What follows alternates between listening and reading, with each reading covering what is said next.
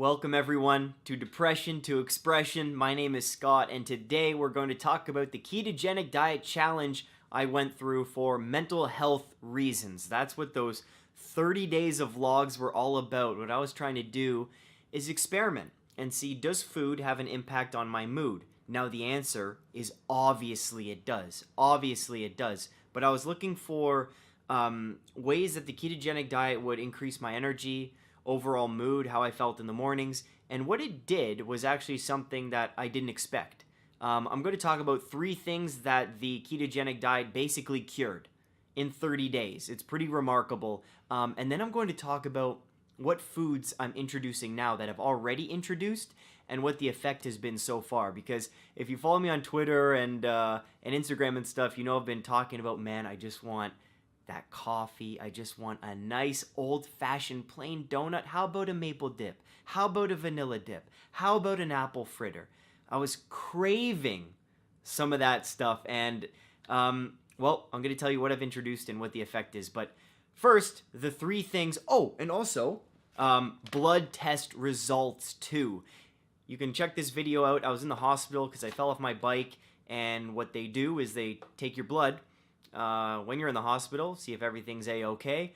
And it just so happens I wanted to do that anyways for the ketogenic diet. So I'm like, hey, nurse, may I please have those test results? Can I have a copy of that? Now, this doesn't include like B vitamins and things like that. You need separate tests like for an actual physical to get those. But there's pretty cool things in this blood test I find very interesting. Because the ketogenic diet, man, that's a way different way to eat than I was used to. Like, I was pretty high carb, and when you're doing 70% fat, 20% protein, 10% carb, I was barely doing 10% carb there. It was very, very different, and the blood test actually surprised me. So, you ready? Sit back, relax, take your pants off. If you haven't subscribed, please subscribe. This is a mental health channel, Depression to Expression, where we express ourselves fully, freely, with confidence. All right? Let's do this. The first thing the ketogenic diet cured at around day, I think it was around day 15, after the keto flu, after I felt terrible, the big cure was my allergies, seasonal allergies. Now, I can't remember a time where I didn't have seasonal allergies, where my eyes weren't itchy, where my nose wasn't running or plugged, where my ears and the roof of my mouth weren't itchy. It hasn't happened. And that's a result that I didn't know, I didn't expect that to happen. And let me tell you, going through a summer and not having to sneeze, not having to take allergy medication was awesome. Like, I go to bed and I can actually breathe through my nose. For all of you who suffer from seasonal allergies, it's like going to bed and you have to breathe through your mouth and you wake up with the dry mouth and the pasties. This was a treat. This was a real treat. And again, from an early age, I've been taking Arius. Claritin doesn't work for me. Arius is the one allergy medication that I take that just does wonders. I'm spitting everywhere. And I was just so surprised by that result. So surprised and so happy. So that's number 1. Seasonal allergies gone with the ketogenic diet. Gone. Number 2, this isn't really a cure, and this was pretty much an obvious thing. Because my calorie intake I don't think was as high.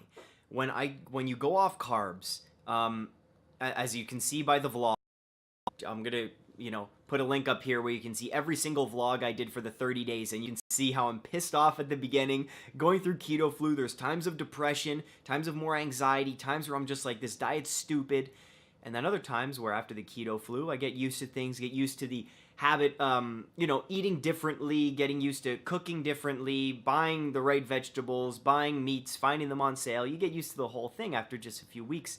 But the one thing was my calories were definitely lower at the beginning. I had to eat non-stop. And I was telling Michaela, who introduced me to this diet and told me to try it, she was like, yeah, you're gonna like be hungry a lot of the time at the beginning. Your body's just not used to it. My body was craving carbs, and I'm just like, use the fat for energy, you idiot. My body wasn't listening for a while. So what it did is, for all you ladies, or gay men, I'm going to show you my stomach.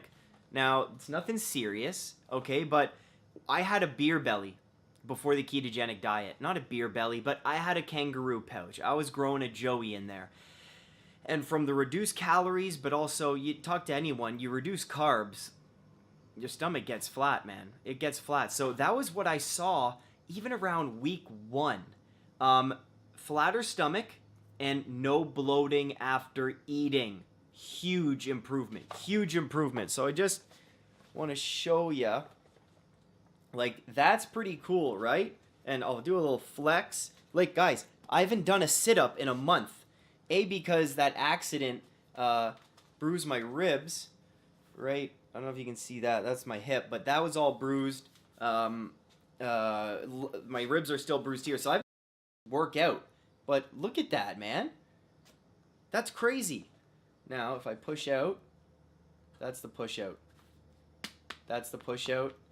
But you're never actually going, like when you're walking around, right? So that's pretty cool. What do you think? If I do a little twist, you know, it's all lighting at the end of the day. And I'll have to make this a thumbnail so I get a click or two. But, guys, like, in all seriousness, not to flaunt or be cocky about how my body looks. You know, I don't do that type of thing. But I wanted to show you, and you asked for it.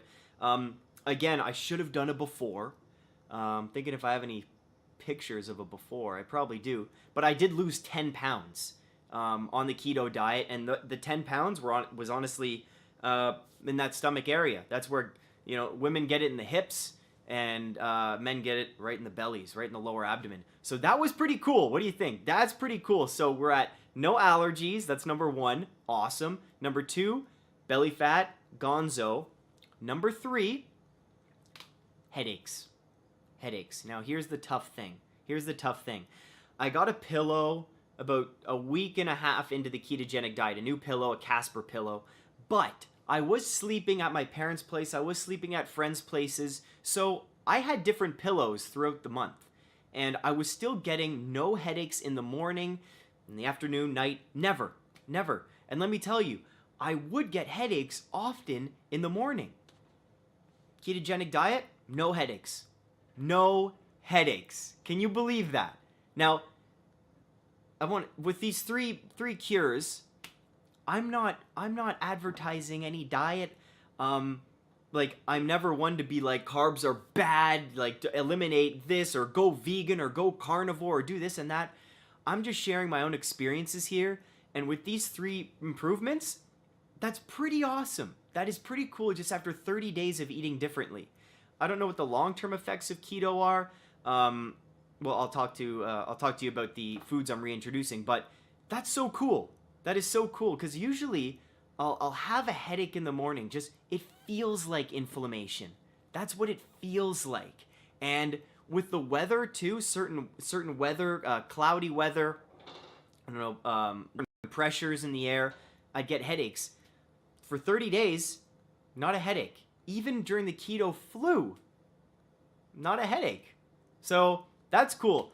Those are the 3 things. So we have allergies, no bloating, and a flatter stomach, and no headaches. That's really cool. So next, I'm going to go through introducing my foods, and last, I'll show you my blood results. So again, if you follow me on Instagram or Twitter, all the links are below, all the great links to all these cool playlists and what we do here on Depression to Expression. It's all available in the description.